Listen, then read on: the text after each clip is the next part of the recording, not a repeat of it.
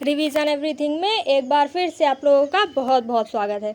तो कैसे आप लोग, आई होप आप सब बहुत ही अच्छे होंगे। देखिए, इसके पहले की वीडियो में हमने देखा हुआ था कि तारों का जन्म कैसे होता है और उनकी मृत्यु कैसे होती है। तो उसी के आगे का प्रोसेस यानी उनकी मृत्यु के बाद का जो प्रोसेस है, उनमें कौन कौन से कण बचते हैं और किन किन चीज़ों का निर्माण होता है। उसके बाद ब्लैक होल क्या है, क्वेसर क्या है, पल्सर क्या है, न्यूट्रॉन तारा क्या है, इन्हीं सब चीज़ों के बारे में आज हम चर्चा करने वाले हैं। तो चलिए शुरू करते हैं। सबसे पहले यहाँ पे है सुपरनोवा विस्फोट। इसके बारे में हमने देखा हुआ है कि जब तारों का मृत्यु होने से पहले उनका आकार बड़ा हो जाता है। यहाँ पे लिखा हुआ है कि जब बड़े तारे सुपर लाल दानों में परिवर्तित होते हैं तो एक बड़ा विस्फोट होता है, इसे ही सुपरनोवा विस्फोट कहते हैं। यानी कि तारों का आकार जब बहुत बड़ा हो जाता है और उनमें विस्फोट होता है तो इस विस्फोट को ही सुपरनोवा विस्फोट की संज्ञा दी जाती है। ठीक है, तो सुपरनोवा विस्फोट से अभिनव तारे का जन्म होता है। क्या, कौन से तारे का जन्म? अभिनव तारे का जन्म होता है। ठीक है, फिर आगे है न्यूट्रॉन स्टार। सुपरनोवा विस्फोट के पश्चात जो हल्के पदार्थ होते हैं वो दूर फेंक दिए जाते हैं तथा जो भारी पदार्थ होते हैं वो न्यूट्रॉन के रूप में केंद्र पर उपस्थित या फिर इकट्ठा हो जाते हैं। इसे ही न्यूट्रॉन स्टार कहा जाता है। कहने का क्या मतलब है कि अगर आपने थोड़ी बहुत भी केमिस्ट्री पढ़ी हुई है तो वहाँ पे बताया जाता है जो कोई भी परमाणु होता है वो तीन चीज़ों से मुख्यतः मिलकर बना होता है, इलेक्ट्रॉन, प्रोटॉन और न्यूट्रॉन। प्रोटॉन और न्यूट्रॉन जो होता है वो परमाणु के नाभिक में होता है और जो इलेक्ट्रॉन होता है वो बाहर की तरफ चक्कर लगाता रहता है। लेकिन जब विस्फोट हुआ तो न्यूट्रॉन हल्का था इसीलिए बाहर चला गया और केंद्र का जो भाग था वही बचा रह गया। यानी कि कौन बचा रह गया? तो न्यूट्रॉन, और जो केंद्र का न्यूट्रॉन था यही न्यूट्रॉन तारा कहलाया। ठीक है, ये तारे केवल न्यूट्रॉन से बने होते हैं। इनका आकार बहुत छोटा होता है किंतु इनका द्रव्यमान बहुत ज़्यादा होता है, साथ इनका घनत्व भी ज़्यादा होता है। अब द्रव्यमान ज़्यादा है तो छोटे हैं, द्रव्यमान ज़्यादा है तो जाहिर सी बात है इनका घनत्व भी ज़्यादा होगा। घनत्व ज़्यादा होने का मतलब कि इनके जो पार्टिकल्स हैं, इनके जो कण हैं वो बहुत पास पास होंगे। ठीक है, फिर अब आगे है ब्लैक होल और वाइट होल। तो यहाँ पे एक साथ ही दोनों लिखे हुए हैं, लेकिन पहले हम ब्लैक होल देखेंगे उसके बाद वाइट होल हम देखेंगे। तो देखिए, जो ब्लैक होल है ये ब्रह्मांड में उपस्थित एक ऐसा बिंदु है जिसका द्रव्यमान और घनत्व अत्यधिक होता है। यानी कि जो ब्लैक होल है, सबसे पहला पॉइंट क्या है कि इसका द्रव्यमान और घनत्व सबसे ज़्यादा होता है। और ब्लैक होल के सिद्धांत का जो प्रतिपादन है वो 1916 में आइंस्टीन ने किया है। किसने किया है? तो आइंस्टीन ने किया हुआ है। इन्होंने ब्लैक होल तथा गुरुत्वीय तरंगों के अस्तित्व की कल्पना की, किंतु ब्लैक होल का सर्वप्रथम प्रयोग यानी ब्लैक होल जो शब्द है इसका प्रयोग अमेरिकी भौतिक विज्ञानी व्हीलर ने 1967 ईस्वी में किया। यानी कि जो सिद्धांत था उसका प्रतिपादन आइंस्टीन ने किया, लेकिन जो ब्लैक होल शब्द है उसका जो सबसे पहला प्रयोग वो व्हीलर ने किया। ठीक है, वैज्ञानिकों के अनुसार ब्लैक होल का घनत्व तथा गुरुत्वाकर्षण इतना अधिक होता है कि वो प्रकाश की किरण भी इसके प्रभाव क्षेत्र में आने के पश्चात परावर्तित नहीं हो पाती है, क्योंकि ये उस प्रकाश को अपने अंदर ऑब्जर्व कर लेता है। इसी कारणवश ब्लैक होल को देख पाना असंभव है। क्या है? इसी कारण ब्लैक होल को देख पाना असंभव है। कहने का क्या मतलब कि कोई चीज़ हमें दिखाई क्यों देती है? प्रकाश उस वस्तु से पड़ता है और रिफ्लेक्ट होकर यानी परावर्तित होकर हमारी आंखों पे पड़ता है, इसीलिए कोई चीज़ हमें दिखाई देती है। लेकिन जो ब्लैक होल है इससे कोई भी प्रकाश परावर्तित होता ही नहीं है, क्योंकि ये पूरा प्रकाश सोख लेता है।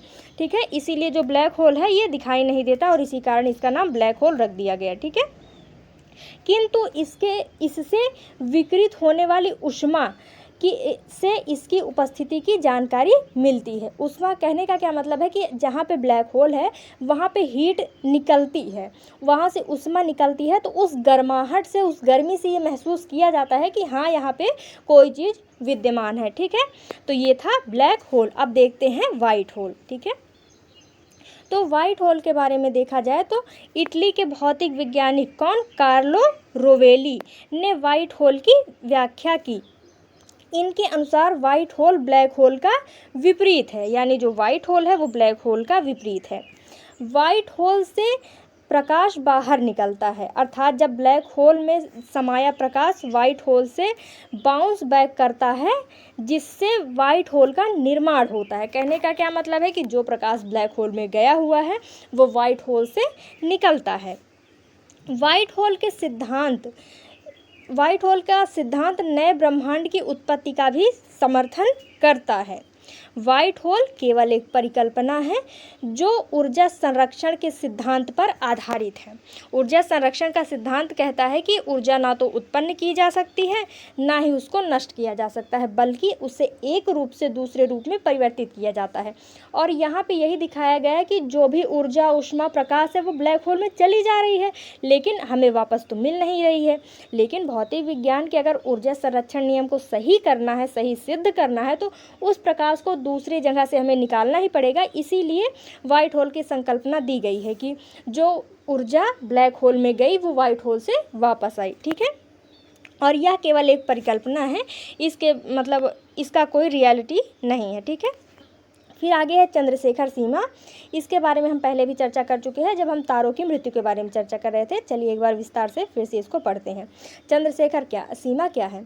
भारतीय वैज्ञानिक सुब्रमण्यम चंद्रशेखर, इनका नाम रखिएगा, सुब्रमण्यम चंद्रशेखर के द्वारा ब्लैक होल के निर्माण से संबंधित एक सिद्धांत दिया गया। इनके अनुसार चंद्रशेखर सीमा वह सीमा होती है जिसके पश्चात तारे ब्लैक होल में परिवर्तित होते हैं। यानी कि सभी तारे तो ब्लैक होल में परिवर्तित नहीं होते, तो इसीलिए उन्होंने चंद्रशेखर सीमा दी।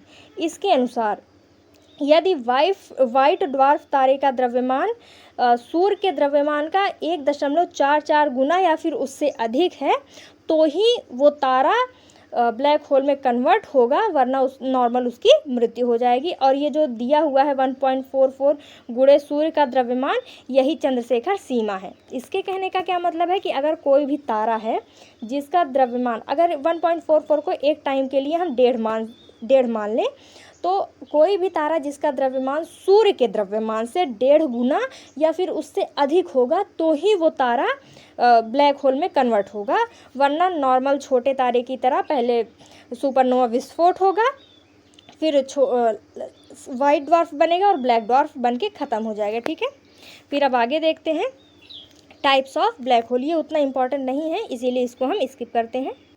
फिर अब अगला है पल्सर तारा। पल्सर तारा क्या है? पल्सर तारे वास्तव में घूर्णन करते हुए न्यूट्रॉन तारे ही हैं। जिस न्यूट्रॉन तारे के बारे में हमने अभी पढ़ा, ये पल्सर तारा भी घूर्णन करता हुआ न्यूट्रॉन तारा ही है। अर्थात तेज़ी से घूर्णन करते हुए जो न्यूट्रॉन तारे हैं, जो सेकंड से लेकर मिली सेकंड तक के नियमित अंतराल पर ऊष्मा का विकिरण करते हैं। यानी वो न्यूट्रॉन तारे जो बहुत ज़्यादा मात्रा में ऊष्मा का विकिरण करते हैं, यानी ऊष्मा को छोड़ते हैं, वही पल्सर तारे कहलाते हैं। पल्सर में एक प्रबल चुंबकीय क्षेत्र होता है जो कि समय समय पर ऊष्मा का विकिरण करता रहता है। ये बार बार विकिरण शब्द का प्रयोग हो रहा है, इसीलिए पहले हम विकिरण के बारे में भी जान लेते हैं ताकि जिन बच्चों को नहीं पता उसे पता चल जाए। देखिए, जो ऊष्मा चालन की विधियाँ होती है, यानी कि ऊष्मा एक स्थान से दूसरे स्थान पर कैसे जाएगी, इसकी मुख्यतः 3 विधियाँ हैं। पहला है चालन विधि, ये ठोस में होती है।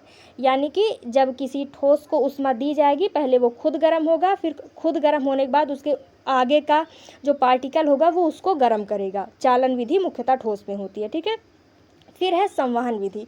संवहन विधि के द्वारा जो लिक्विड मटेरियल होते हैं उनमें ऊष्मा का संचार होता है, जैसे कि पानी हो गया, दूध हो गया, तेल हो गया। ठीक है, इसमें क्या होता है कि पहले अगर मान लीजिए कि हमें किसी पानी को बॉईल करना है, तो आप देखेंगे कि पानी के बुलबुले बन के ऊपर आते हैं। इसमें क्या होता है, पहले नीचे का जो पानी होता है वो गर्म होगा, फिर वो ऊपर आ जाएगा, फिर ऊपर वाला जो ठंडा पानी है वो नीचे चला जाएगा, और इसी तरीके से पूरा पानी गर्म हो जाएगा। ये है संवहन विधि। और तीसरी विधि है विकिरण। इसमें क्या होता है कि जो ऊष्मा का संचरण होता है, इसके लिए किसी भी माध्यम की ज़रूरत नहीं होती है। जैसे कि अभी हमने देखा चालन और संवहन में पहले एक पार्टिकल गर्म होता है, फिर उसके बाद अगला पार्टिकल गर्म होता है, लेकिन इसमें किसी भी माध्यम की ज़रूरत नहीं होती है। जैसे कि अगर सूर्य के प्रकाश को पृथ्वी तक आना है, वो भी तो एक तरीके का ऊष्मा ही है, क्योंकि उसमें भी गर्मी होती है, तो उसको पृथ्वी तक आने में किसी माध्यम की ज़रूरत नहीं पड़ती, वो डायरेक्ट आ जाता है। तो उसी तरीके से यहाँ पे भी कहा गया है कि जो पल्सर तारा है वो समय समय पे ऊष्मा का विकिरण करते रहता है, यानी ऊष्मा छोड़ते रहता है। ठीक है, फिर अब देखते हैं क्वासर। क्वासर क्या है? क्वासर का पूरा नाम क्वासी स्टेलर रेडियो सोर्स है। ठीक है, और 19 फरवरी 2024 को यूरोपीय यूनियन में सबसे चमकीले तारे की खोज की गई, जिसका नाम J0529-4325 रखा गया। ठीक है, अब क्वासर के बारे में और डिटेल से हम पढ़ते हैं। क्वासर का पूरा नाम क्वासी स्टेलर रेडियो सोर्स होता है। विद्वान इसे ब्रह्मांड की सबसे चमकीली वस्तु मानते हैं। पहले समझ लेते हैं कि क्वासर होता क्या है। तो यहाँ पे आप देखेंगे ये बीच में है ब्लैक होल, और इसके किनारे, यहाँ पे इसके किनारे किनारे का जो क्षेत्र है ये देखिए लिखा हुआ है, ये है वाइट लाइट, जहाँ से प्रकाश निकलता हुआ दिखाई दे रहा है। ब्लैक होल में जब प्रकाश पहुँचता है, मान लीजिए ये ब्लैक होल है, यहाँ पे अगर प्रकाश पहुँचेगा तो अंदर इसको ऑब्जर्व कर लिया जाएगा, लेकिन जो लास्ट पॉइंट है जहाँ पे आखिरी बार प्रकाश दिखाई देता है वही क्वासर कहलाता है। ठीक है, यानी कि यहाँ पे जब दिखाई देने लगता है प्रकाश, यानी कि प्रकाश गायब होने के पहले लास्ट टाइम पे जो जहाँ पे दिखाई देता है वही क्वासर कहलाता है। ठीक है, वास्तव में क्वासर आकाशगंगा का अत्यंत सक्रिय व चमकदार कोर के रूप में परिभाषित किया जाता है। इससे निकलने वाली ऊष्मा के कारण ही इसे ब्रह्मांडीय तूफान कहते हैं। यह वास्तव में ब्लैक होल के चारों तरफ घूमते हुए डिस्क के समान दिखाई देता है। डिस्क यानी वलय या फिर गोला, क्योंकि जो ब्लैक होल है वो गोला गोला है, मतलब गोल गोल है, तो ये उसी के किनारे किनारे दिखाई देता है। इसीलिए यहाँ पे बोला गया है कि ये वास्तव में ब्लैक होल के चारों तरफ घूमते हुए डिस्क के समान दिखाई देता है। क्वासर से अधिक मात्रा में ऊष्मा निकलती है। ठीक है, फिर अब आगे देखते हैं आद्य तारा। आद्य तारा क्या है? आद्य तारा के बारे में जानना इसलिए महत्वपूर्ण है क्योंकि आगे हम जब सौर मंडल का सिद्धांत पढ़ेंगे, मतलब उसकी उत्पत्ति से संबंधित सिद्धांत पढ़ेंगे, तो वहाँ पे आद्य तारे का उपयोग होगा। इसीलिए हम पहले इसको जान लेते हैं कि आद्य तारा होता कैसे है। तो देखिए, शुरुआत में क्या होता था, जब हम तारों के जन्म के बारे में पढ़ रहे थे तो वहाँ पे हमने देखा था कि बिग बैंग थ्योरी के बाद जो पार्टिकल बचे थे वो धीरे धीरे पास आते गए और उसी से निहारिका का निर्माण हुआ। ठीक है, अब निहारिका तो बन गई थी, लेकिन इसका जो टेम्परेचर था वो बहुत ही कम था। कितना था? तो लगभग -173 डिग्री सेल्सियस इसका तापमान था। अब आपको भी पता है कि अगर कोई चीज़ ठंडी होती है तो वो सिकुड़ना शुरू हो जाती है। इसी के कारण जब निहारिका ठंडी हुई तो ये भी सिकुड़ने लगी, और सिकुड़न के कारण ही इसके जो कण थे, इसके जो पार्टिकल थे, वो पास पास आने लगे। अब किसी भी चीज़ का पार्टिकल एकदम पास पास होगा तो उसका घनत्व यानी डेंसिटी बढ़ जाती है, और जो निहारिका अभी बिखरी हुई थी वो एक सघन पिंड में बदल गई, और ये जो सघन पिंड था यही आगे चल के प्रोटोस्टार कहलाया। बचपन में पता है हम एक बात के लिए कंफ्यूज होते थे कि एक जगह लिखा हुआ था कि तारे ठंडे होते हैं और दूसरी जगह लिखा हुआ था तारे गर्म होते हैं, और हम काफ़ी टाइम से परेशान थे कि ये एक जगह लिखा है तारे ठंडे, एक जगह तारे गर्म, तारे वास्तविकता में होते क्या हैं। तो उस समय हमें पूरी बात नहीं पता थी, क्योंकि तारों का ठंडा होना या गर्म होना उनके निर्माण की प्रक्रिया के ऊपर है। देखिए, तारे बनने से पहले ये ठंडे थे, और जब तारे बन गए उनमें नाभिकीय संलयन शुरू हो गया तो वो गर्म हो गए। ठीक है, इसीलिए तारे पहले ठंडे और बाद में गर्म कहलाए गए। तो जिस बारे में अभी हमने बताया, तो यहाँ पे उसी के बारे में चर्चा की गई है कि कैसे कैसे हुआ। ठीक है, अब इसके आगे हम आगे देखते हैं वैम्पायर तारा। ये क्या होता है? इसमें जब कोई छोटा तारा किसी बड़े तारे से उसका ऊष्मा ग्रहण कर लेता है और धीरे धीरे जो बड़ा तारा है उसकी मृत्यु हो जाती है, तो जो छोटा तारा है उसको वैम्पायर स्टार बोला जाता है। जैसे यहाँ पे ये छोटा तारा है, ये बड़े तारे से ऊष्मा खींच ले रहा है अपने तरफ। अब आप कहेंगे कि ये छोटा है तो ऊष्मा कैसे खींच ले रहा है?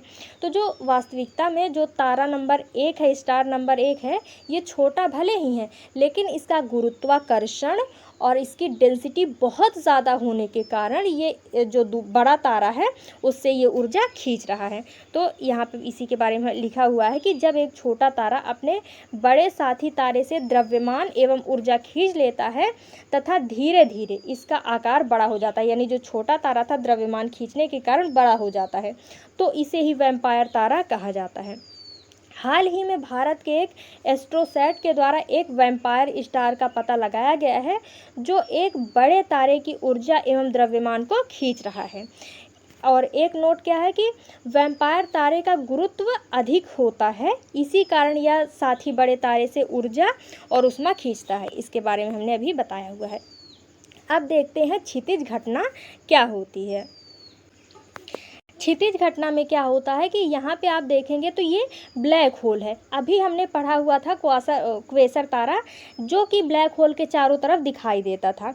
तो वह क्षेत्र जहाँ पे क्वेसर तारा बहुत ज़्यादा मात्रा में होता है, वहाँ से प्रकाश निकलता हुआ प्रतीत होता है। तो ये जो प्रकाश निकलता हुआ प्रतीत हो रहा है, इसी को क्षितिज घटना कहा गया है। तो देखिए लिखा हुआ है कि आकाशगंगा की यह एक ऐसी महत्वपूर्ण घटना है जहाँ ब्लैक होल के चारों तरफ उपस्थित वह क्षेत्र जहाँ तक प्रकाश पहुंच पाता है, क्योंकि वो लास्ट पॉइंट होता है जहां तक प्रकाश पहुंच पाता है, अर्थात इस क्षेत्र के आगे प्रकाश दिखाई नहीं देता है, क्योंकि ब्लैक होल उसे पूरा ऑब्जर्व कर लेता है। क्योंकि इस क्षेत्र से प्रकाश निकलता हुआ प्रतीत होता है, इसी कारणवश यह क्षेत्र अत्यंत ही चमकीला दिखाई देता है। ठीक है, फिर अब देखते हैं डार्क मैटर और डार्क एनर्जी। शुरुआत में जब हमने ब्रह्मांड के बारे में पढ़ना शुरू किया था तो वहाँ पे हमने डार्क मैटर और डार्क एनर्जी के बारे में चर्चा किया हुआ था, लेकिन ये नहीं बताया था कि ये है क्या। तो उसी के बारे में आज हम चर्चा करते हैं। तो सबसे पहले देखते हैं कि यूनिवर्स, जो यूनिवर्स है वो उसमें तारा, ग्रह, उपग्रह, उल्का, पुच्छल तारा, आकाशगंगा, इन सभी से मिलकर बना हुआ है। लेकिन ये सभी पूरे ब्रह्मांड का केवल 4% है। ठीक है, पूरे ब्रह्मांड का केवल 4%। अब जो बचा 96% वो क्या है? तो बचा हुआ जो भाग है उसमें 23% डार्क मैटर और 73% डार्क एनर्जी उपस्थित है। तो अब देखते हैं कि डार्क एनर्जी क्या होती है। देखिए, डार्क एनर्जी वास्तव में एक प्रकार का काल्पनिक बल है जो संपूर्ण ब्रह्मांड में फैला हुआ है। यह वास्तव में गुरुत्वाकर्षण के विपरीत के प्रभाव के समान है। कहने का क्या मतलब है कि गुरुत्वाकर्षण जो है वो किसी चीज़ को अपनी तरफ खींचता है, लेकिन जो डार्क एनर्जी है ये चीज़ों को दूर करती है। हमें पता है कि जो ब्रह्मांड है वो विस्तारित हो रहा है, तो उसको कोई न कोई चीज़ खींच रही है। तो जो ये डार्क एनर्जी है, ऐसा माना जाता है कि यही एनर्जी ब्रह्मांड को खींच रही है और ब्रह्मांड विस्तारित हो रहा है। इसीलिए कहा गया है कि यह वास्तव में गुरुत्वाकर्षण के विपरीत प्रभाव के समान है। विद्वानों का यह मानना है कि यह संपूर्ण ब्रह्मांड का 73% भाग में डार्क ऊर्जा समाहित है। ठीक है, अब आगे देखते हैं डार्क मैटर। ब्रह्मांड में बिखरा हुआ या फैला हुआ पदार्थ जो दिखाई नहीं देता है उसे ही डार्क मैटर कहते हैं, और यह ब्रह्मांड का लगभग 23% है। अब आप कहेंगे दिखाई नहीं देता तो कैसे हम मान ले कि कोई मैटर है? अरे भाई, 4% ही केवल तारे, ग्रह, उपग्रह, आकाशगंगा है। तो जो और बचा हुआ पूरे स्पेस में जो और बचा हुआ मैटर है उसी को डार्क मैटर मान लिया जाता है। अब दिखाई नहीं दे रहा है, इसीलिए इसको डार्क मैटर बोल दिया जाता है। इसके बाद का हमारा अगला टॉपिक है आकाश गंगा। इसको हम नेक्स्ट वीडियो में कवर करेंगे। ठीक है, तो अभी जितना पढ़ाया गया है उसमें अगर कोई भी दिक्कत हो प्लीज़ आप लोग कमेंट करिएगा। मिलते हैं नेक्स्ट वीडियो में। Thank you.